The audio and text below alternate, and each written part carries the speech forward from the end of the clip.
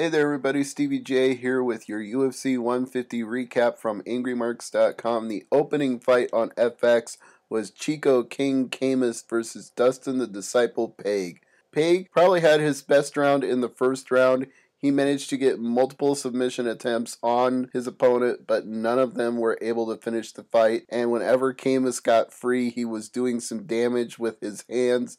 And that was the story of the second and third round, except as the fight went on, Pague had less and less time in control on the bottom, and Camus was opening up more and more with the shots. So by the end of the third round, he was a bit of a bloody mess, and Camus looked fresh as a daisy, and the scores reflected that. He got a unanimous decision, 29-28 times 2 and 30-27.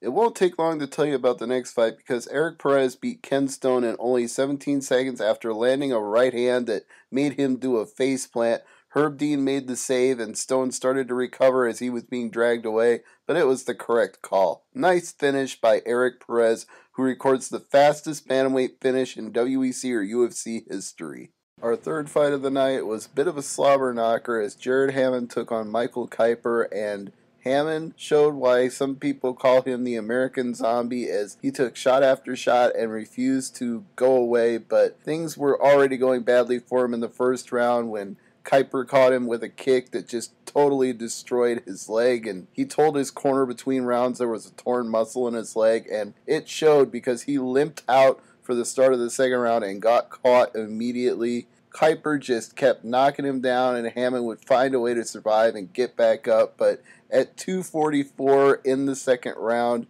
it was finally over. He got dropped, and the ref made the merciful save, so props to Adam Martinez for knowing when to call it, because we didn't need to see him get knocked down one more time after that. Your winner, 216 of R2, is Michael Kyper from the Netherlands. After that, the lone Facebook fight of the evening was bonused onto the FX broadcast as Nick Lentz turned in the most solid performance of his UFC career to date, making his featherweight debut by absolutely dominating Eiji Mitsuoka.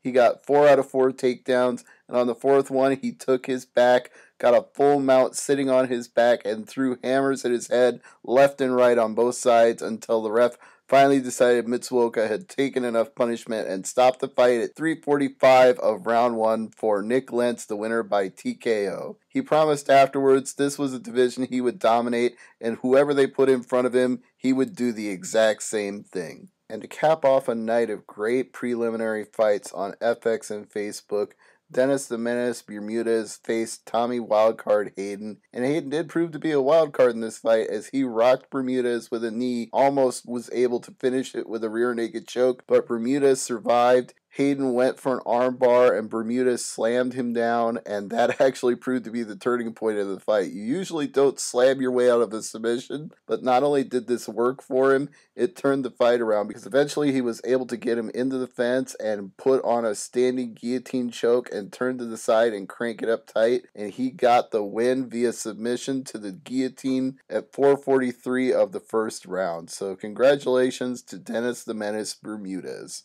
Max Blessed Holloway was having a little trouble in the first round of our opening pay-per-view bout because some of his kicks were errant and landing on the groin.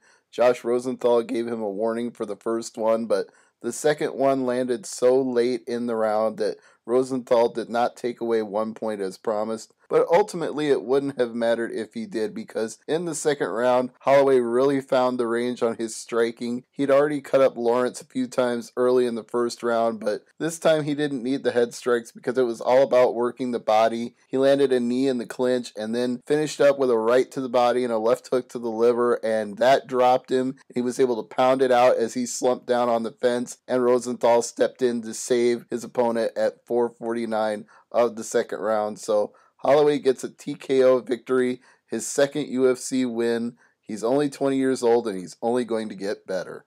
Our second fight of the UFC 150 pay-per-view was an even more one-sided affair as Yushin Thunder Okami had his way with the Nature Boy Buddy Roberts for the entirety of the fight. It was not that impressive of a performance for Roberts, who was basically being taken down whenever Okami decided he wanted a takedown. And at the end of R1, he was nearly finished as he had his back and was throwing hammers from both sides. He was saved by the horn. In the second round, though, he couldn't get away because Okami got him into the fence, got a full mount. Roberts gave up his back again. He was covering up with his hands, but he wasn't moving and he wasn't fighting back, so Herb Dean was forced to stop the fight. The official time was 3:05 of R2. Herman really only had the first round, and it was a nothing round, but he simply controlled Shields in it and went for more takedowns.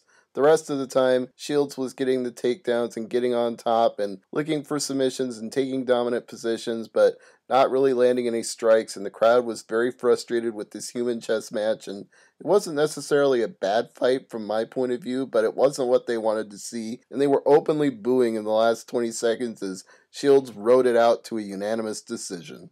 The co-main event was so crazy and so quick, I'm just going to read you what I wrote from the recap. Gillard rocks in with a counter 11 seconds in and swarms. Cerrone is hurt badly and Gillard is desperately trying to finish. He backs off at 40 seconds and Cerrone is still wobbly. Gillard's knee after it nearly finished him. Cerrone hits him with a head kick and finishes with a hand, and this fight is over. Left kick to the head, right hand to the face as Cerrone realized it hurt him and swarmed. Bruce Buffer makes it official. 1:16 of the first round for the winner by knockout, Donald Cowboy Cerrone. It's the second KO of Cerrone's career. I give the first round of our main event title fight to Benson Henderson, the second to Frankie Edgar, and the last three are so close that it's really up in the air. Edgar was probably doing better with the jabs. Henderson was doing better with the leg kicks. Edgar was doing a better job of ducking punches and counter punching, but this is anybody's fight, and it goes to the judges, and here is the result. 49-46 Edgar, 48-47 Henderson, and 48-47 for the winner by split decision, and still the undisputed UFC lightweight champion, Smooth Ben Henderson.